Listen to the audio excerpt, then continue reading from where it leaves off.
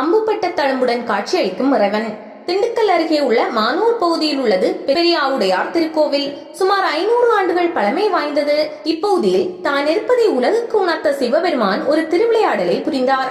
முற்காலத்தில் இந்த பகுதியை ஆட்சி செய்து வந்த விராட மகாராஜாவுக்கு வேட்டையாடுவது என்றால் மிகவும் விருப்பம். ஒரு நாள் காட்டிற்கு சென்றான் மன்னன்.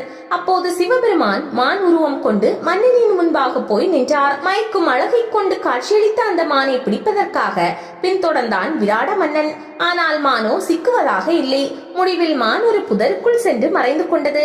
இதனால் கோபம் கொண்ட மன்னன் புதரை நோக்கி அம்பு எய்தான். அப்போது அந்த புதருக்குள் இருந்து ரத்தம் பீரிட்டு வெளியேறியது. பயந்து போன மன்னன் உடனடியாக புதரை விலக்கி பார்த்தான். அங்கு சிவலிங்கம் ஒன்று இருந்தது. அதன் மீது இருந்துதான் ரத்தம் கசிந்து கொண்டிருந்தது. தான் செய்த பிழையை பொறுத்தருளும்படி இறைவனிடம் வேண்டினான் மன்னன்.